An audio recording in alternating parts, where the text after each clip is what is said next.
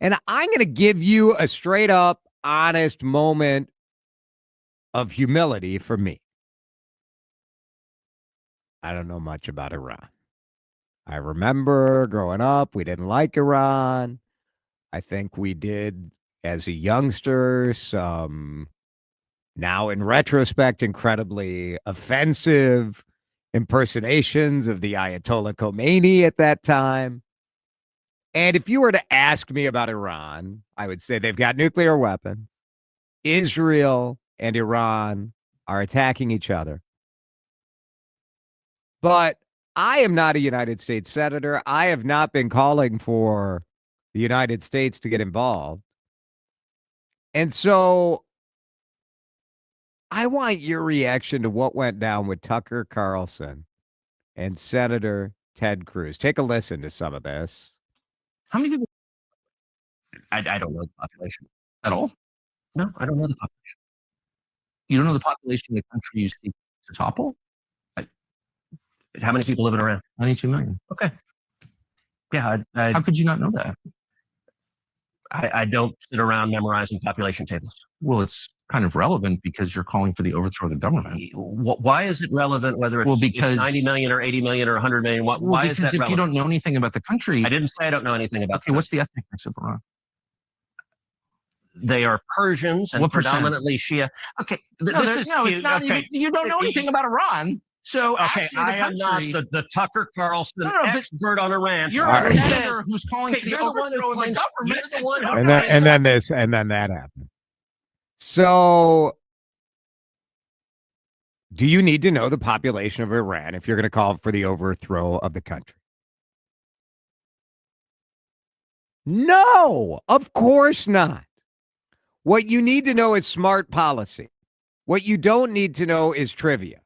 This is the equivalent of seeing someone wearing a Prince t-shirt and saying, oh, yeah, can you name 5 Prince songs? And, man, Ted Cruz looks like an idiot, doesn't he? So from an intellectual standpoint, to me, not knowing the population, he did. I mean, his answer on the ethnic makeup was correct. But not knowing the exact population, who cares? To me, it's a who cares. And in the wider context, it does expose the fact that we have wildly underinformed people who have incredibly strong and passionate views as to what our country should do. I am with the majority of Americans right now. I can be convinced. But the poll came out today that 60% of Americans think we should not get involved in the conflict between Israel and Iran. I'm kind of surprised it's that low. I think there are a lot of people who like war, who like the idea of the United States coming in and kicking somebody's butt. I don't know. Maybe I'm wrong. I mean, I don't disagree with that. I think there are people who look at, and objectively, you're like Iran. Iran should not have nuclear capabilities. There's a reason that Iran is developing nuclear weapons so far beneath the ground in the mountains that the typical bunker buster missile cannot bust down to where they're working. So they're not supposed to be doing it. They're doing it. We've known this for a long time. So objectively, like, I can understand why people are like, screw Iran.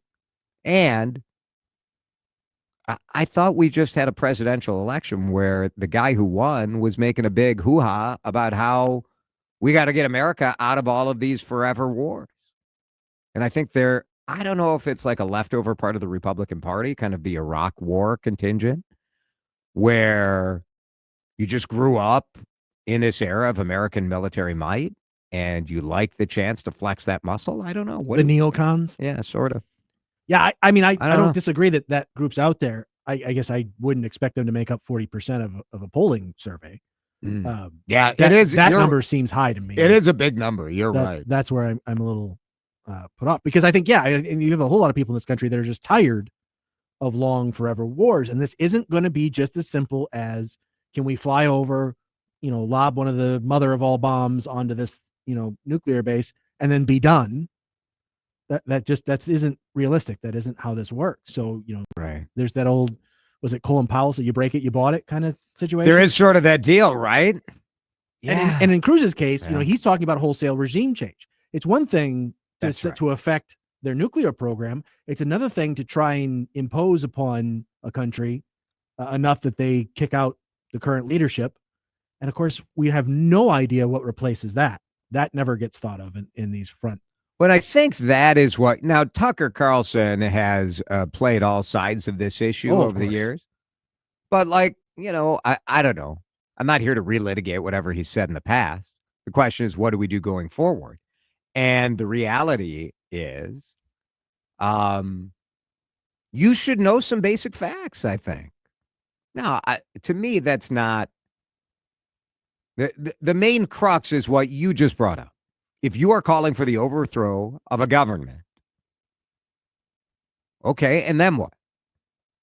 And I think that is, I don't know, it's sort of interesting. Like there are people we both know who are incredible at trivia and know a lot of facts about something, but they're unable to synthesize those facts into any sort of meaningful policy. So I find myself very conflicted about this as to whether or not it should matter, because some of the people who have incredible control over the almanac, I sure as hell would not want them deciding policy. Sure.